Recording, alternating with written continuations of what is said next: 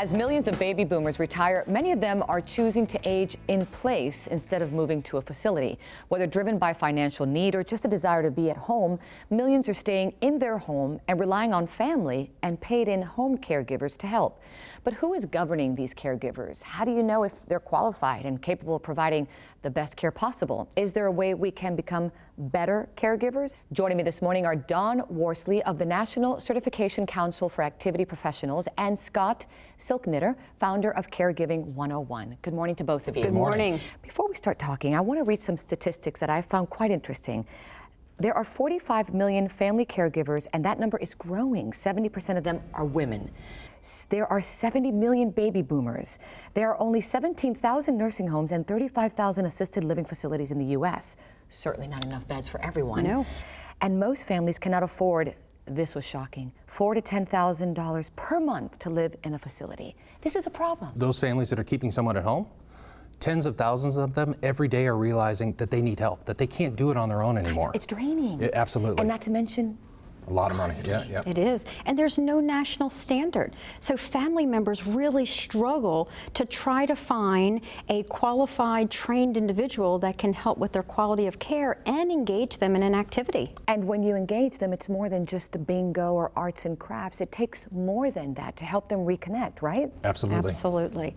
And you know, one of the things with the benefits of activities really has to do with so much more, like you said, than bingo. It can be anything from developing their self-confidence to even improving their sleep patterns. That's a huge deal. Show me a caregiver and I'll show you someone who's exhausted, living on caffeine. And part of the problem with that and the cause is their loved one during the day, they may be nodding off, dozing, in and out of sleep all day. We see it all the time. So at night, they're waking up because their sleep patterns are disrupted. So of course, when your loved one wakes up, you as the caregiver wake up.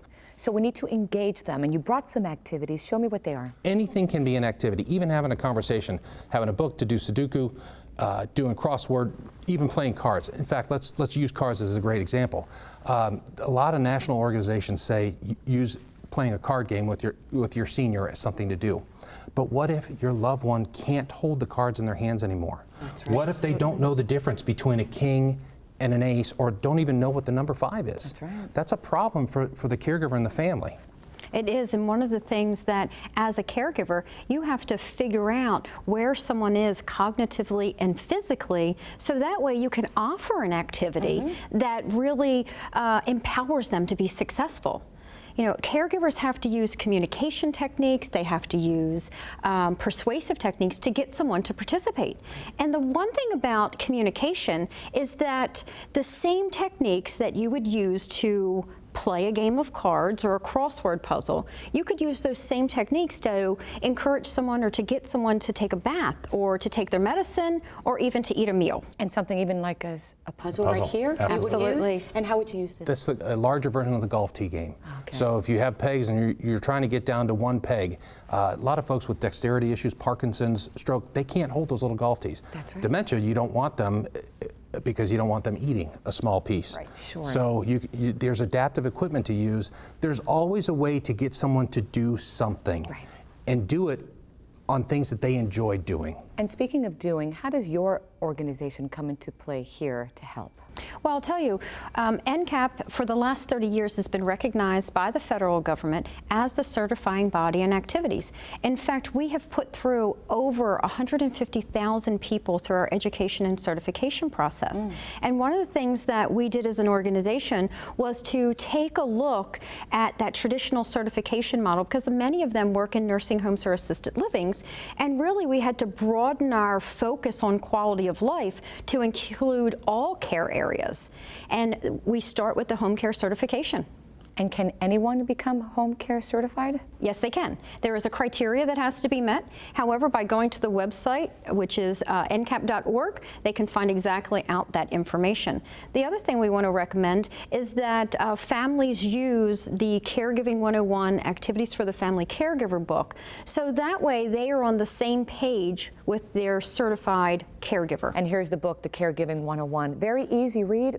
and very important. Absolutely. Any final thoughts, Scott? The home care certification is a game changer for families. If you can imagine, you're inviting a stranger into your house, you're interviewing them to take care of your father, your mother, your parent, your husband or wife. It's not an easy thing to give Absolutely up, right? not. But if there's a certification and you know that they've been trained on communication skills, verbal and nonverbal, if they've been trained on working with behavioral outbursts, and by that I mean someone who's screaming and yelling at you, like my mother, who was a sweet choir singing person who's now swearing like a sailor, or my father who walks into a room and asks the same question over and over and over and over and over again. You know that person will be there for them. Absolutely. And so what NCCAP has done is created standards for quality of life for all of us. And you know, Olga, we took 30 years of standards in education and created the home care certification so that we could help millions of family caregivers to improve their quality of life. And that's exactly what we've done. And give them peace of mind. Absolutely. Thank you so much for your time. Thank you. Give me that website one more time. NCCAP.org. Thanks again for your Thank time. you. Thank you, Scott. And if you'd like more information, go to our website. It's thebalancingAct.com.